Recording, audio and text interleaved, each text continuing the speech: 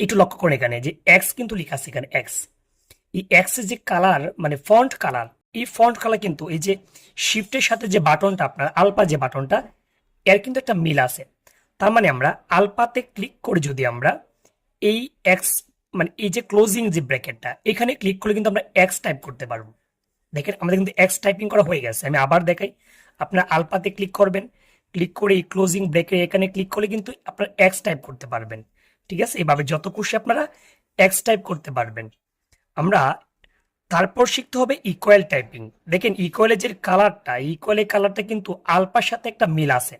তার মানে আলপাতে ক্লিক করে যদি আপনি এই ক্যালস বা সলভ যে বাটনটা এখানে যদি ক্লিক করেন, আপনি ইকুয়াল লিখতে পারবেন।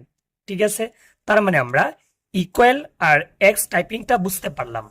আমরা আলপাতে ক্লিক করে ক্লোজিং ব্র্যাকেটে ক্লিক করলে এক্স চলে আসবে, আলপাতে ক্লিক করে ক্যালস বা সলভে ক্লিক করলে আমরা ইকুয়াল লিখতে পারবো। তার মানে ভাই আমরা ইকুয়াল আর এক্স টাইপিং করাটা আমরা শিখে ফেললাম। এখন আলোচনা করব উৎপাদকে বিশ্লেষণ, মানে উৎপাদকের এমসিকিউ কিভাবে সমাধান করবেন। দেখেন আমাদের এখানে 3টা এমসিকিউ দেওয়া আছে, আমরা 3টা এমসিকিউ সমাধান করতে পারলে আমি আশা করি এর বাইরে কোনো এমসিকিউ আসবে না। তো আমাদের প্রথম যে এমসিকিউটা, X square minus 5x plus 6 equal 0 হলে এক্স এর মান কত আমরা সেটাও বের করে দেখাবো। এভাবে আমরা তিনোটাই বের করে দেখাবো। তো আমাদের প্রথমে যে কাজটা করতে হবে, যদি উৎপাদকের যদি এমসিকিউ চলে আসে, আমরা প্রথমেই মোড বাটনে 3বার ক্লিক করব। আমরা 3বার ক্লিক করলে ইকুয়েশন চলে আসবে, আমাদের 1 বাটনে ক্লিক করতে হবে। তারপর আমাদের আননাউন্স চলে আসবে। আননাউন্স চলে আসলে যদি আমরা উৎপাদকে বিশ্লেষণ করতে যাই, উৎপাদক করতে যাই, তাহলে আননাউন্স চলে আসলে এই যে কপি বাটনের এর ডান পাশে ক্লিক করে আমরা ডিগ্রি লিখে নিয়ে আসবো, ডিগ্রি লিখাটা আনবো। ডিগ্রি আসলে 2 অথবা 3 দেওয়া থাকবে। 2 বা 3 কখন ক্লিক করবেন, কখন কোনটা ক্লিক করবেন? যদি আমাদের স্কোয়ার থাকে তাহলে আমরা 2 তে ক্লিক করাম, আর যদি আমরা কিউব পেয়ে যাই তাহলে আমরা 3 তে ক্লিক করাম। তাহলে যেটা এখন স্কোয়ার, যে 1 নাম্বার যে এমসিকিউটা তো স্কোয়ার দেওয়া আছে, তার মানে আমাদের ডিগ্রির আমাদের 2 তে ক্লিক করতে হবে। আবারও কিন্তু এ প্রশ্নবোধক, এখন কিন্তু A1 লেখা নাই। কারণ A1 কেন নাই? কারণ A1 বা A2 কখন থাকে? যখন আপনারা দুই চলক সমীকরণ করবেন তখন এখানে A1 A2 থাকবে। তবে এখন A1 বা A2 দেওয়া নাই, শুধু এ লেখা। এ মানে হলো এই যে এক্স স্কোয়ার যে সহগটা থাকবে সহগ। তাহলে দেখেন এক্স স্কোয়ারে কিন্তু সহগ নাই, নাই মানে কিন্তু একটা 1 আছে। তাহলে আমাদের এ প্রশ্নবোধকের মান কিন্তু 1। 1 লিখে সমানে ক্লিক করেন, আসবে বি প্রশ্নবোধক। এটা মানে হলো এই যে মধ্যে যে এক্স আছে, জাস্ট এক্স, এই এক্স এর সহগ কত? -5। এখন আপনাকে -5 লিখতে হবে, সমানে ক্লিক করেন, আসবে সি প্রশ্নবোধক। সি প্রশ্নবোধক হলো এই যে শেষে যে মানটা থাকবে এই মানটাকে বলা হয় সি প্রশ্নবোধকের মান। তাহলে এখানে এই যে +6 প্লাস লিখতে হয় না, তবে যদি -6 থাকতো তাহলে আপনাকে অবশ্যই -6 লিখতে হবে।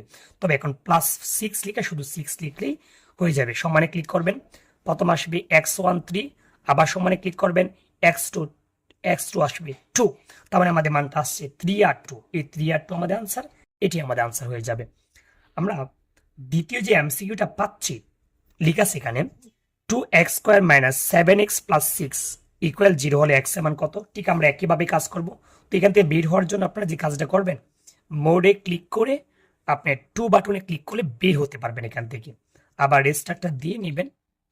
তো আমরা এটা টাইপ করি, এই জন্য আমরা আমাদের আবারও মোড বাটনে 3বার ক্লিক করে ইকুয়েশনে 1 ক্লিক করে আননাউন্স চলে আসলে ডিগ্রি বের করতে হবে। এই জন্য কপি বাটনের ডান পাশে ক্লিক করবেন, ডিগ্রি চলে আসলে স্কোয়ার লেখা আছে, তাই আমাদের 2 বাটনে ক্লিক করতে হবে।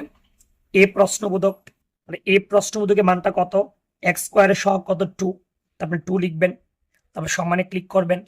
তারপর বি প্রশ্নবোধক মানে হলো এই যে এক্স যে সহগটা -7, আপনাকে -7 অবশ্যই লিখতে হবে, সমানে ক্লিক করেন। সি প্রশ্নবোধক মানে হলো এই যে 6, আপনি 6 এ ক্লিক করে সমানে ক্লিক করেন। এখন দেখেন 2 আসছে, তার মানে প্রথম মানটা হবে 2, x1 এর মান 2। আবার আসছে 1.5। 1.5 কিন্তু একটা দশমিক ভগ্নাংশ। এই দশমিক ভগ্নাংশকে সাধারণ ভগ্নাংশে নিতে গেলে আপনাকে AB/C বাটনে ক্লিক করতে হবে।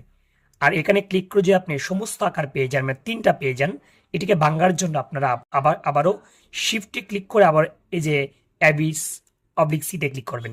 যদি আপনারা 3টা অংশ পেয়ে যান তাহলে অবশ্যই শিফটে ক্লিক করে আবারও AB/C তে ক্লিক করবেন, 3/2। তো আমাদের প্রথম মান পাইছিলাম 2, x1 এর মান পাইছিলাম 2, আর x2 এর মান পাইছি 3/2। তার মানে আমাদের এটা আনসার। আমরা এখন তৃতীয় নাম্বার এমসিকিউটা সমাধান করব। দেখেন লেখা আছে এখানে x³ plus 6x² plus 11x plus 6 equal 0 হলে x এর মান কত? আমাদের এখানে কিন্তু এক্স পাওয়ার বা সূচক কিন্তু কিউব আছে, 3 আছে। এই জন্য যেটা করতে হবে আমাদের আমাদের প্রথমেই এই যে মোড বাটন আছে, এই মোড বাটনে আমরা 3বার ক্লিক করাম, 1 2 3। তো 3বার ক্লিক করার পরে আমাদের ইকুয়েশন লেখা চলে আসবে। এই ইকুয়েশন লেখা থেকে লেখা 1 আছে, এই 1 বাটনে ক্লিক করব।